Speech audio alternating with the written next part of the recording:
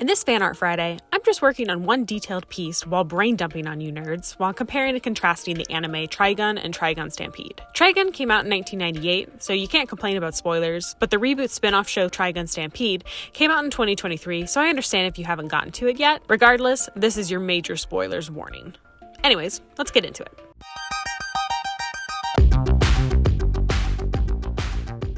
I remember seeing snippets of Vash's outfit and art of him on DeviantArt and probably random comic book or bookstores, but I never actually watched the anime until 2013-2015-ish. I'd be exploring random anime on my own after classes in college, and I remember being always intrigued by the art and again, Vash's look. So I dived in. And the reason I'm doing this fan art now is that I wanted to make my husband watch Trigun at the end of last year, because I remember the emotional damage this anime caused me almost 10 years ago, and I knew that there were elements of this anime that I think he would enjoy. So we watched Trigun in the winter of 2024, and then immediately after, I binged Trigun Stampede. Some design notes behind the layout of the art piece.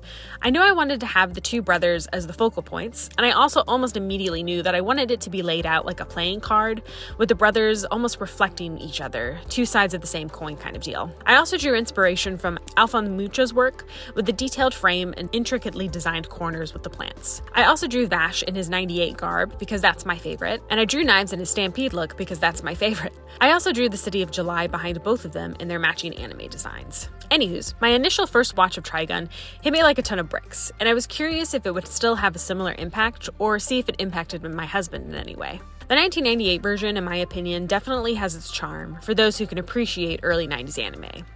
I know for a lot of people, including my husband and my sister and my brother-in-law and some of my friends, that the 98 version had a hard time catching them. The pacing of the 98 version is very episodic, with its introduction of our desert gremlin Vash, Meryl, Millie, and our various villains of the week per the first 10 episodes.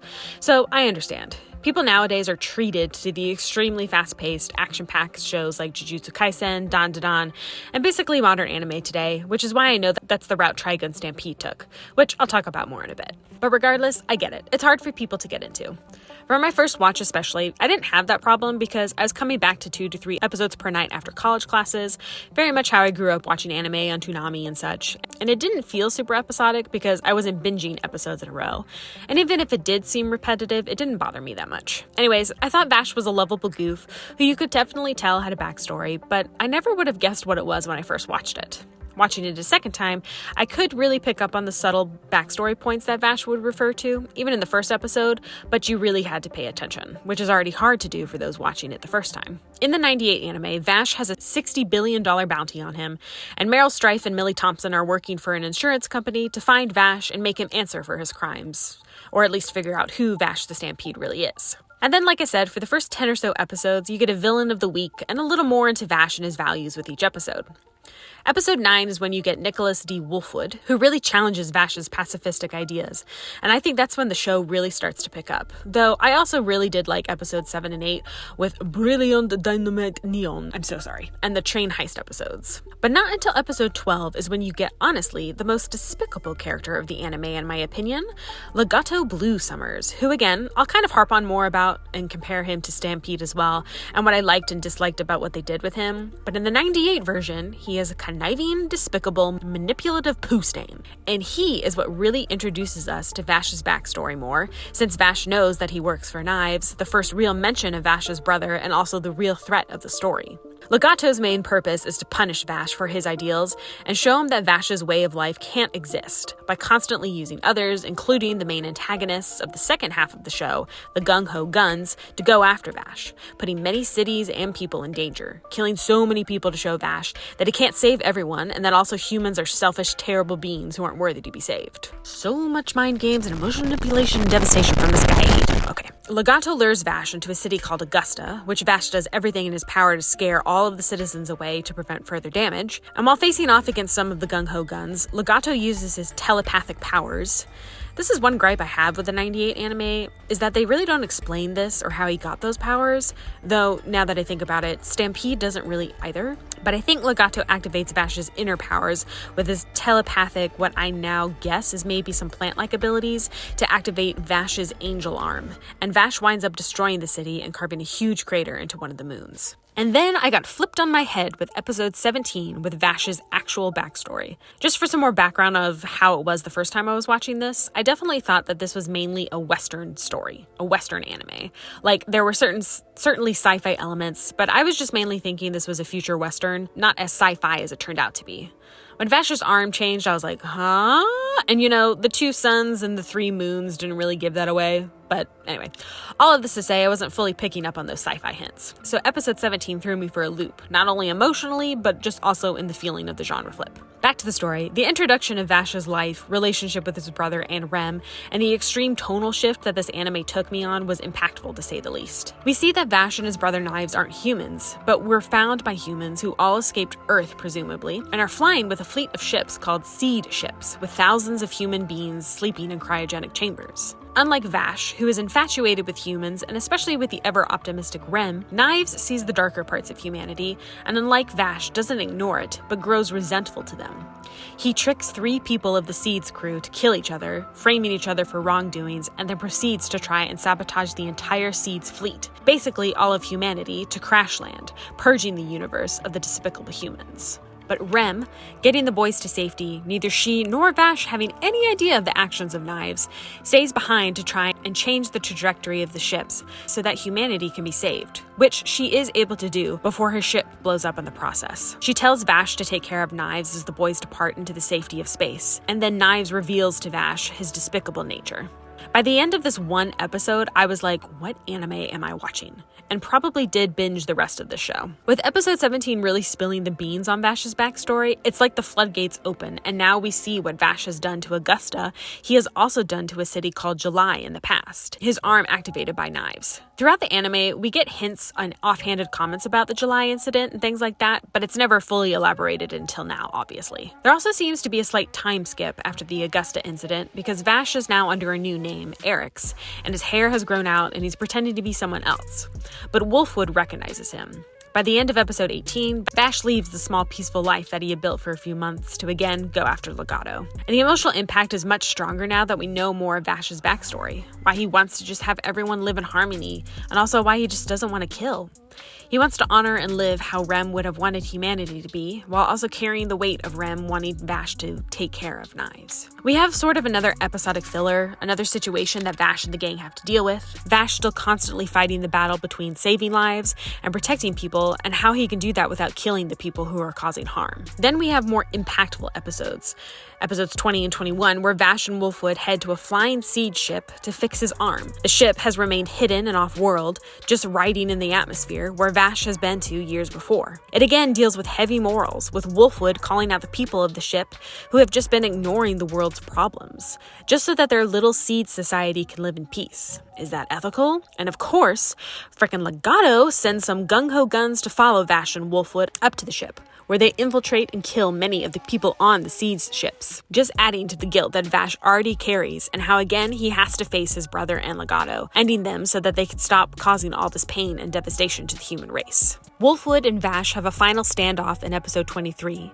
Wolfwood, who is hardened by his difficult childhood and upbringing, arguing the use of deadly force against Vash, who is adamantly against killing. But Wolfwood's past comes to haunt him with one of the gung-ho guns, Chapel, the man who trained Wolfwood, who is also revealed in this episode, I believe, to be a gung-ho gun, comes to claim Vash's life, along with Kane the Longshot. But Wolfwood fights against Chapel, sending Vash against Kane. Wolfwood winds up defeating Chapel, who accepts his defeat, but then frickin' you-know-who takes over Chapel's body and shoots Wolfwood. And as Wolfwood enters a church to speak some final words to God, he tells Vash where Knives' hideout is.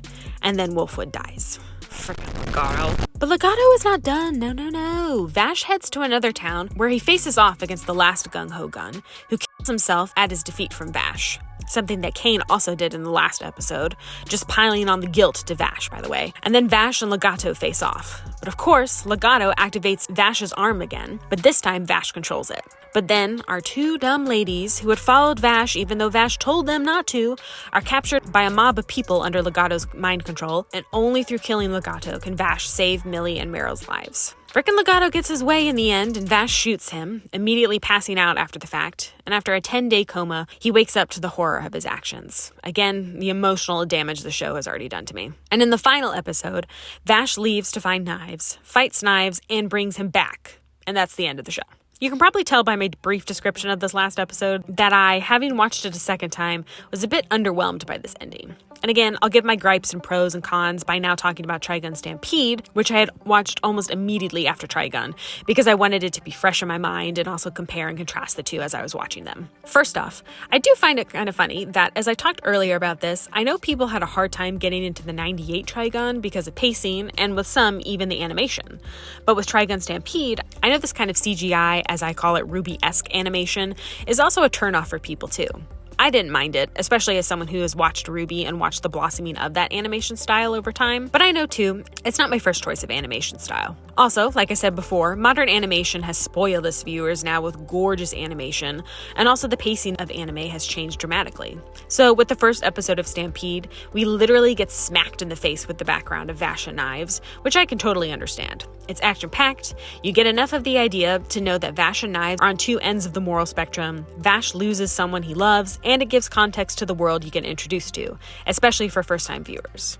I 100% get why Stampede went this route. It's engaging, it draws you in, and again, gives you better context out of the gate.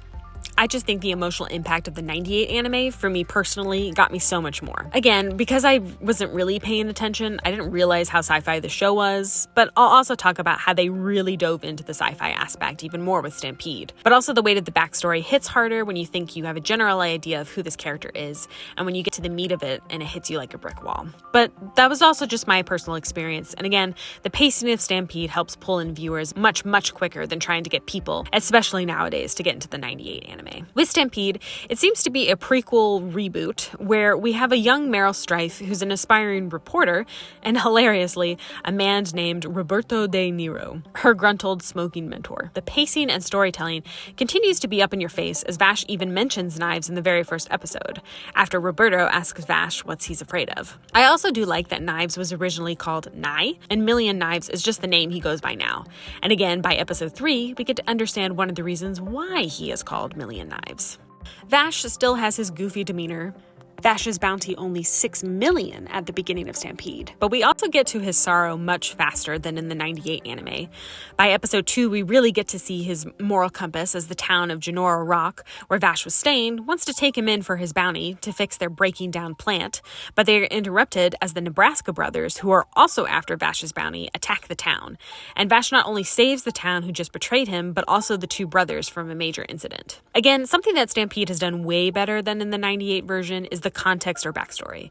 And while I have no idea if the backstory is anything like the manga, which I plan to read now that I've finished both of these series, but at least for Stampede, we are getting much more context and background into the plants that are displayed throughout the world and their significance, and also their ties to Vash and Knives. We also get recurring characters from the 98 anime, like the Nebraska brothers, who appear in episode 2, and again, because it's so fast-paced, we get the introduction of the gung-ho guns by episode 3. The stylization of Stampede, while the townsfolk are still in their more Western-looking outfits, Vash's new coat is much more pillowy, and I'm sure they were trying to emulate a spacesuit-looking coat, which further pushes the sci-fi element. Also, they tossed subtlety out the window with Vash's arm, just having it be this alien, glass-like futuristic arm. While in the 98 anime, you have no idea it's a fake arm until episode 12, his arm being wrapped up in a black glove and belts. The same thing goes with Knives' outfit. While his outfit in the 98 anime is also spacesuit-like, in Stampede, he has a much more, I guess the best way to describe it is alien, really honing in on Knives' abandonment of humanity's culture altogether. Again, in episode 3, not only do we get an introduction to the gung-ho guns,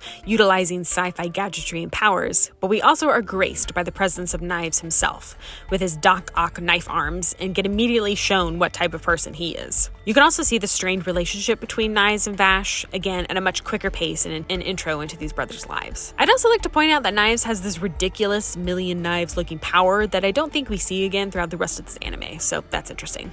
But it also goes with his name now, which makes much more sense than in the original, in my opinion. It's also interesting that both Vash and Knives' jackets reflect each other in the sense of the shape, but again, they went super sci-fi with it, and Knives just has an alien jellyfish jacket. Finally, we get a sense of the plot and what Knives is after, which are the plants, basically what makes the current cities function. When Knives releases his massive Million Knives attack that I mentioned earlier, a lot of people are injured and or die, and the townsfolk inevitably tell Vash to leave after they find out that Knives is his brother. Episode 4 is when we get to Wolfwood, who is hilariously hit by Meryl, who is driving. He survives the hit, but is patched up by the crew at a gas station, where they discover a murder scene and only one boy who had survived. And then the whole lot of them get swallowed by a grand worm. Again, this kind of lore of the world and such was not shown until episode 23 in the 98 version, where Wolfwood and Vash fight some giant worms then. But immediately in Stampede, we get into that there are giant monsters, specifically worms on this world, and we get introduced to another gung-ho gun, Zazzy the Beast. In the 98 version, Zazzy disguises himself as one of the orphans that Vash and the gang are trying to protect.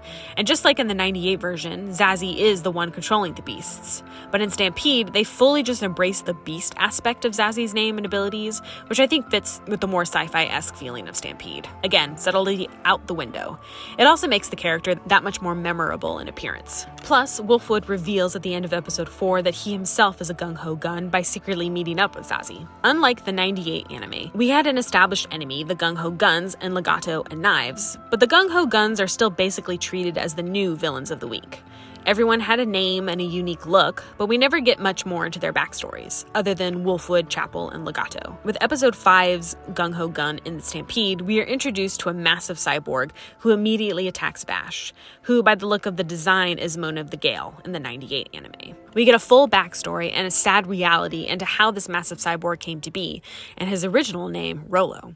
Vash had met Rollo in the past, promising him that he would protect Rollo, but Rollo was sacrificed to ensure that the wind would come to the struggling town. And by sacrifice, he was taken to a lab headed by Knives' organization and experimented on until he became Mona of the Gale. I honestly don't know if they even called him Mona in Stampede, but regardless, it was so much more depth into the tragic lives of the gung-ho guns. Episode 6 is when Wolfwood and Vash get onto the sand steamer, where they are quickly attacked by an assassin who Wolfwood recognizes as a man called Livio. We dive into Wolfwood's past and find out how and why Wolfwood became a gung-ho gun. Knives' organization called the Eye of Michael were the ones who had broadcasted the messed up sermons that convinced the people of the last episode to sacrifice their kids, making Rollo into Mona of the Gale. And that Wolfwood, who, due to the experiments on him, aged prematurely into the man we see today, and vowed to join the Eye of Michael so that he could protect Livio from the same fate. And I did look this up, that Livio is indeed in the manga, so that's cool to see them bringing characters who we haven't met before. We also get our first look at Legato with his stupid new haircut, and that he already shows a little bit of his charming personality by veering the sand steamer into crashing towards Hopeland, where Wolfwood's orphanage is located. Also, the Bad Lads gang attacks the sand steamer as well.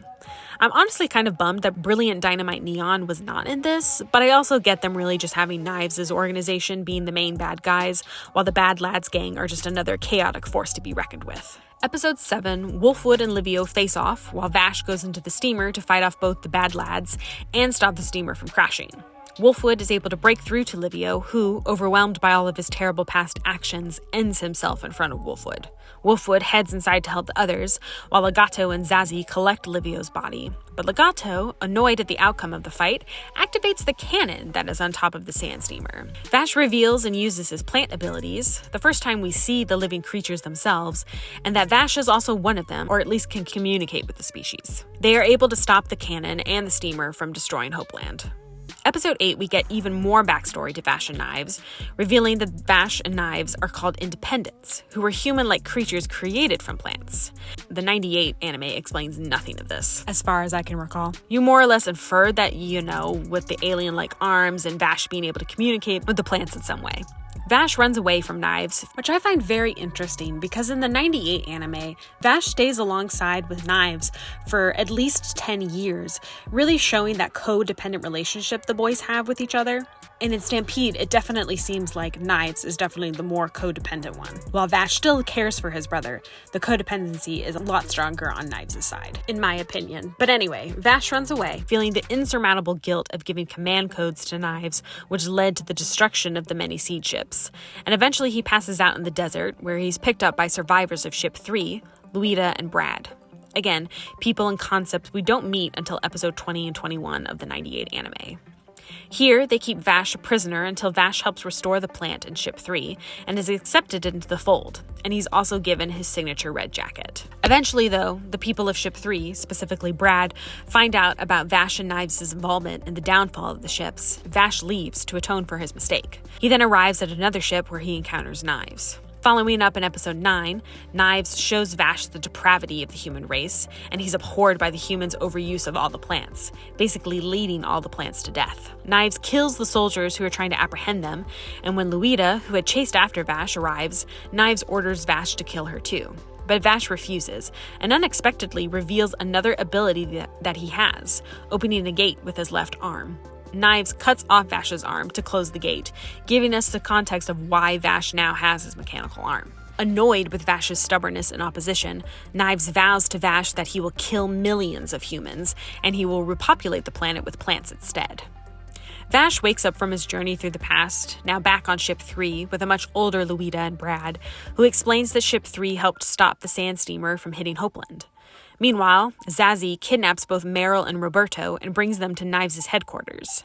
Zazie then explains that he, or rather they, are a hive mind of the Grand Worm's will, who are debating whether they should align themselves with humans or with plants. Again, I have no idea if this is just a super sci-fi idea that the creators put in, or if this is canon in the manga. But I liked the weirdness. Vash and Wolfwood head to the City of July, where Knives' base is, to rescue Meryl and Roberto. Meryl and Roberto are introduced to Dr. Conrad, who is the main mind and person behind the experiments of Wolfwood, Livio, and Monev. He wants to create a better human to be able to endure on this planet, but now he's using cells of Knives to make a better independent like Vash and Knives. One of his experiments breaks from her test tube and starts to attack Roberto and Meryl, who are saved by Vash and Wolfwood. But in the crossfire, Roberto is mortally wounded. He entrusts Meryl with his pistol, the same one we see in the 98 version that she uses, and passes away. Meanwhile, Vash and Wolfwood head to where Knives is. Vash telling Wolfwood that he knows that he was working for Knives, and the two part ways now that Wolfwood's task is complete. Vash confronts Knives, who had laid a trap for Vash, dropping him into a strange tank, where Knives plans to reshape Vash into the perfect independent. Knives uses his dog arms again, but this time they pierce into Vash's body, forming not only a mental connection, but also a way for Knives to take control, using Vash's ability to open a portal. Through emotional and mental manipulation, the final jab to Vash being that Knives had brought down the ships for Vash's benefit. Knives is able to take full control of Vash's faculties and open a portal to the dimension where the core of the plant's power is. Meryl is also simultaneously learning of all these things about the plants by the doctor as she's trying to find and save Vash. While Knives heads into this dimension, Vash starts to grow tendrils that are slowly taking over the entirety of the City of July. In our climactic final episode, Knives, who is about to use the core to create souls for all of the plants, is interrupted as Vash has regained his senses thanks to Meryl's voice. We get a nice nod to Vash's 98 hairstyle, which I appreciated, and the two brothers fight over the plant core, while Wolfwood gets Meryl to safety.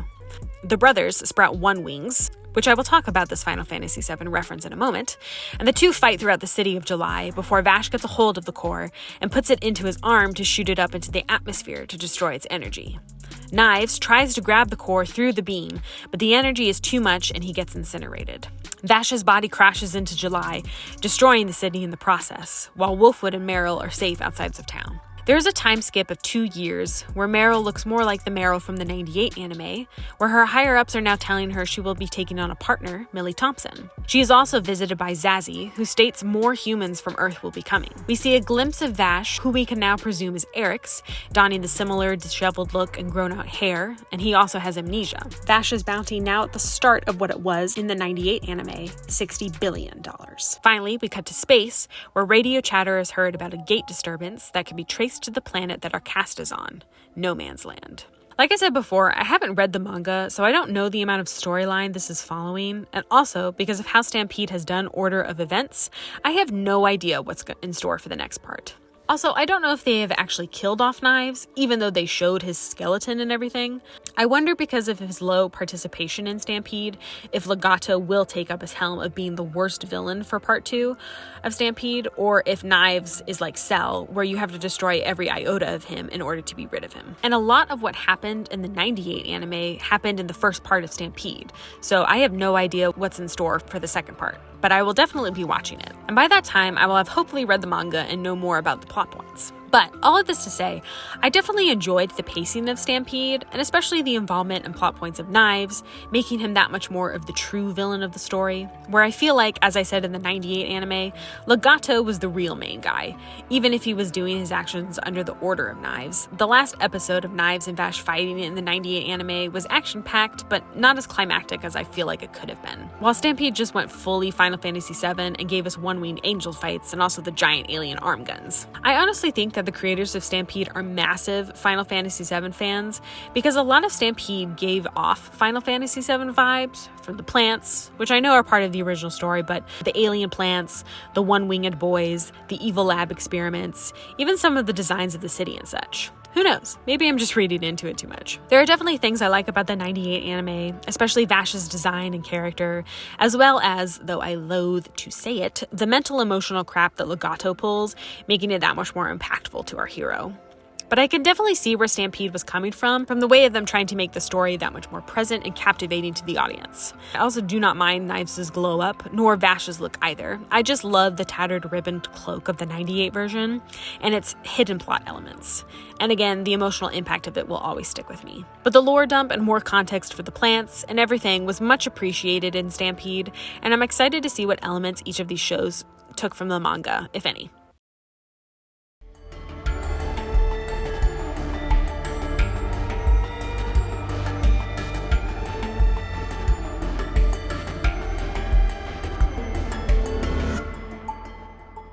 What do you think of this art? Do you like it? I really enjoyed making it and finishing off with the different textures that I chose.